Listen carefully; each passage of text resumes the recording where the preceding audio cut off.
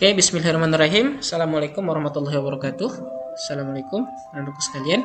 Nah, untuk video hari ini kita akan melanjutkan materi untuk kelas 3, yaitu materinya kita akan membahas mengenai 3 materi. Oke, yang pertama adalah membandingkan dan mengurutkan besar sudut. Baik, membandingkan dan mengurutkan besar sudut. Jadi sudut itu memiliki ukuran yang berbeda-beda ya. Jadi kalau misalnya ada suatu gambar atau ada satu sudut yang diharuskan untuk mengurutkannya, maka ada beberapa cara untuk membandingkan atau mengurutkan beberapa sudut tersebut. Oke, membandingkan dua sudut tanpa dilakukan dengan cara mengamati langsung atau dengan cara diimpitkan. Jadi kalau misalnya kita tidak punya apalagi busur derajat, maka kita bisa melihat atau mengamati secara langsung atau dengan cara mengimpitkan sudut-sudut tersebut. Misalnya contoh yang pertama, nah di sini ada dua sudut nih. Jelas bahwa sudut ini kita lihat, jadi ada sudut A dan sudut B. Nah kita lihat sudut ini, kalau kita lihat sudut A. Jadi ini besar sudutnya sebegini, dan yang satunya besar sudut yang kedua adalah yang ini nih. Nah, secara kalau diperhatikan, ternyata besar sudut yang A itu lebih besar daripada besar sudut yang B. Ya, besar sudut A kalau diperhatikan lebih besar daripada sudut yang B. Nah, ini yang pertama. Nah, yang kedua, kalau diperhatikan ya, dan yang kedua, kalau misalnya kita impitkan, oke, kita coba impitkan sudut A dan sudut B. Oke, kita impitkan, set, dan set. Nah, ternyata benar. Jadi sudut A itu lebih besar daripada sudut B. Ya. Jadi sudut A lebih besar daripada sudut yang B. Nah, sekarang kita contoh nih. Kita contoh yang pertama. Oke, urutkan sudut-sudut berikut dari yang terbesar. Nah, sudut yang mana itu? Kita lihat yang ini. Nah, ada 4 sudut. Sudut A, sudut B, dan sudut yang D. Nah, sekarang kita lihat nih. Di antara ke-4 sudut ini, kita lihat, diperhatikan baik-baik. Sudut mana yang paling besar? Ternyata sudut yang besar adalah sudut yang ini. Oke, yang sudut D ya. Jadi sudut D besar sekali sudutnya. Sementara sudut yang kedua, yang besar kedua setelah sudut yang D adalah sudut yang C. Ini ya, panjang garis hitamnya itu sedikit. Nah, selanjutnya tinggal sisa sudut B dan sudut A. Ternyata sudut yang besar setelah sudut C adalah sudut A. Ya. Dan yang terakhir, sudut yang kecil adalah sudut B. Nah, maka kalau misalnya kita urutkan dari yang terbesar sampai yang terkecil, kita mulai dari sudut yang D. Oke, yang D lebih besar. Terus yang C. Selanjutnya yang A, dan yang terakhir adalah yang B. Dari yang terbesar sampai yang terkecil. Jadi kita bisa melihat yang mana besar sudut yang paling besar sampai besar sudut yang paling kecil. Dilihat saja besar yang hitamnya ya, garis hitam seperti ini. Oke, sekarang kita lanjut. Nah, jenis-jenis sudut. Nah, jenis-jenis sudut berdasarkan besar sudutnya ada 3. Yang pertama adalah sudut siku-siku. Yang mana sih sudut siku-siku? Sudut siku-siku adalah sudut yang kaki sudutnya saling tegak lurus. Nah, saling tegak lurus ya. Artinya ada yang tegak, yang lurus, dan yang ada yang vertikal atau yang lurus ke bawah. Contohnya yang pertama kayak ini. Jadi dia tegak ke atas sama tegak yang di bawah. Jadi dia biasa untuk segitiga siku-siku itu ada tandanya. Biasa ada tandanya ya. Biasa juga ada tidak ada tandanya, tapi kalau misalnya ada tandanya sudah dipastikan bahwa sudut itu sudut siku-siku ya. Sudut siku-siku ya. Nah, selanjutnya ini yang pertama. Oke. Yang kedua, nah ini juga sudut siku-sikunya. Yang kedua, jadi ada tandanya. Walaupun diputar-putar, kita tahu bahwa tetap itu tegak lurus ya, sudut siku-siku. Dan yang ketiga juga itu merupakan contohnya walaupun dibalik.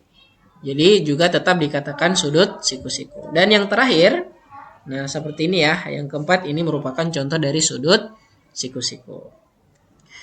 Sekarang, selanjutnya, jenis sudut berdasarkan besar yang kedua adalah sudut lancip. Apa sih sudut lancip? Sudut lancip adalah sudut yang lebih kecil daripada sudut siku-siku. Jadi dia besarnya itu, kalau sudut siku-siku itu tadi tegak lurus, berarti lebih kecilnya lagi. Jadi sudut lebih kecilnya lagi itu adalah sudut lancip. Ya, contohnya nomor 1. Ini ya, nomor 1 kalau misalnya kita tambahkan gambar ya. Misalnya kita tambahkan gambar. Ini kita tarik garis dari sini ke sini. Nah, ini kan sudut siku-siku nih, yang ini ya, yang warna merah, sudut siku-siku. Nah, sementara yang penggaris ini, dia kan bentuknya seperti ini nih. Penggarisnya bentuknya seperti ini. Berarti dia otomatis lebih kecil dari siku-siku ya. Jadi biasanya dia lancip tuh ujungnya ya. Yaitu biasa disebut juga runcing ya. Maka dia sudut lancip. Jadi ini yang pertama, contohnya. Yang kedua, nah contohnya ini juga nih, yang kedua. Jadi dia lancip juga. Jadi lebih kecil daripada sudut siku-siku. Yang ketiga juga demikian. Ini contohnya walaupun diputar ya, tetap dia lebih kecil daripada sudut siku-siku. Misalnya kalau kita gambar ini sudut siku-siku nih.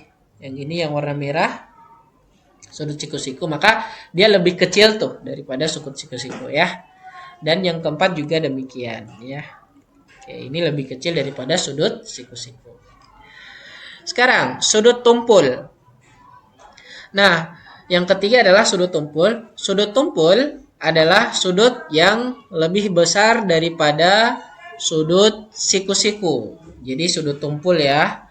Jadi tumpul sudut yang lebih besar. Jadi dia lebih besar daripada sudut siku-siku. Besar dia sudutnya ya. Kalau sudut siku-siku, kalau contoh nomor 1, sudut siku-siku kan segini nih. Jadi dia lurus. Nah, sementara sudut ini kan besar nih. Lebih besar daripada sudut siku-siku. Berarti dia disebut sudut tumpul. Ya, berarti dia disebut sudut tumpul. Nah, sama juga seperti ini. Yang gambar yang kedua. Yang gambar kedua, kalau misalnya kita tarik garis lurus di bawah. Nah, ini kan yang warna merah kan sudut siku-siku nih. Sementara yang pada gambar dia sudutnya lebih besar daripada sudut siku-siku. Berarti dia disebut sudut tumpul. Ya. Dan yang ketiga,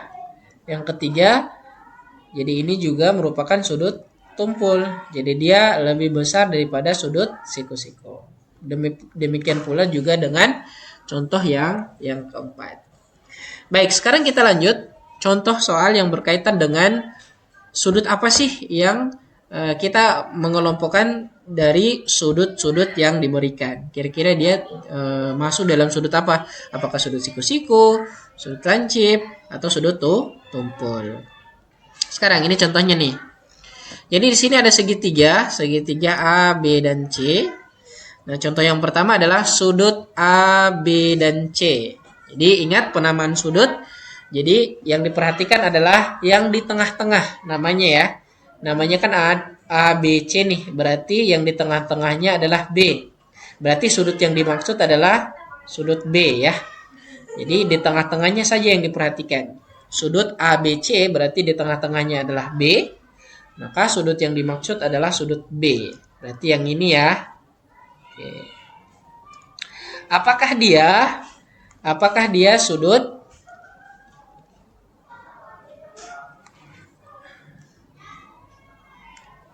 apakah dia sudut lancip? Nah, ini tentu dia sudut lancip ya. Kenapa disebut sudut lancip? Ini jawabannya ya. Kenapa disebut sudut lancip? Karena dia lebih kecil dari sudut siku-siku ya.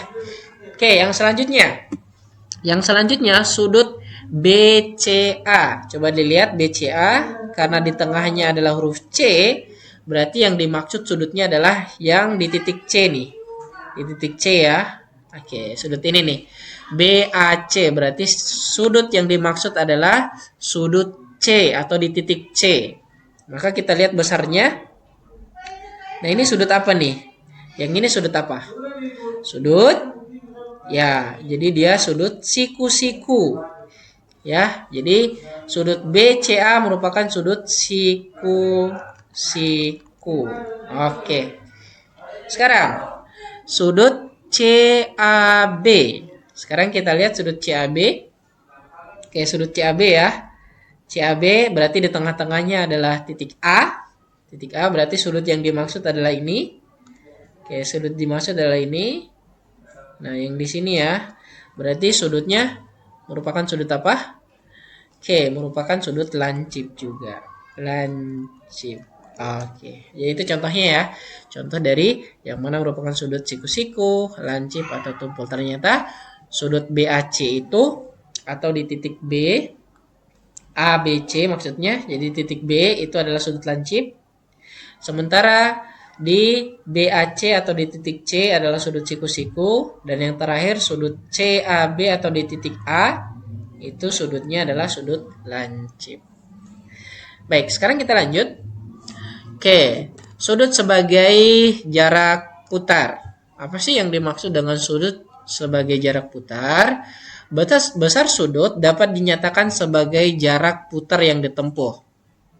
Nah, jadi kalau dalam satu lingkaran itu, jadi kalau misalnya satu lingkaran kita putar penuh, berarti dia merupakan jarak atau putaran penuh. Ya, besarnya 360 derajat. Nanti sebentar terakhir yang akan kita bahas bagaimana sih sudut yang satu putaran penuh.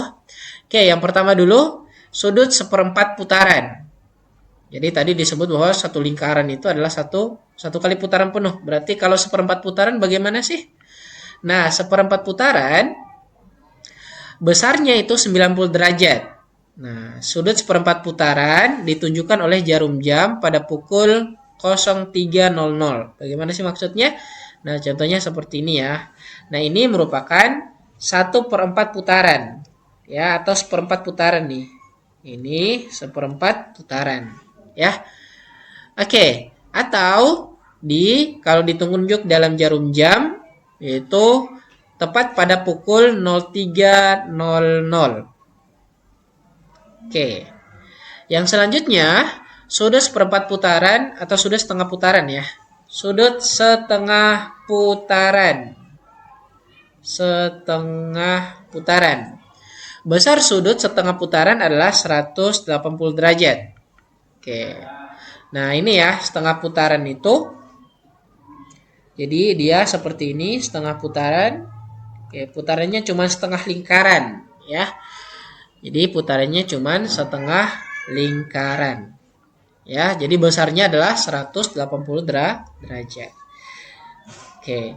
Yang selanjutnya, sudut satu putaran penuh. Besar sudut satu putaran penuh adalah 360 derajat. Oke, satu putaran penuh ditunjukkan oleh jarum jam pada pukul 12.00. Maksudnya bagaimana? Nah, ini contohnya ya. Satu putaran penuh berarti dia membentuk satu lingkaran penuh. Ya, satu lingkaran penuh ya.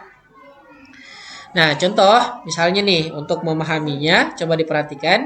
Nah, tadi sudah dikatakan bahwa satu lingkaran penuh itu adalah satu putaran. Satu putaran.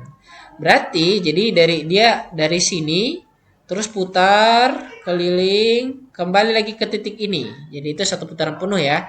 Nah, setengah putaran jadi dia dari sini sampai ke bawah. Nah, dia di sini Ji. Jadi dari sini sampai ke sini. Jadi dia setengah. Terus yang seperempatnya berarti dari sini dia berhenti di tengah-tengah nih. Nah, cuma sampai di sini. Jadi itu merupakan setengah putaran. Baik, mungkin hanya itu yang bisa disampaikan untuk video kali ini. Semoga videonya bermanfaat dan kita kembali atau bertemu kembali di video kita selanjutnya. Assalamualaikum warahmatullahi wabarakatuh.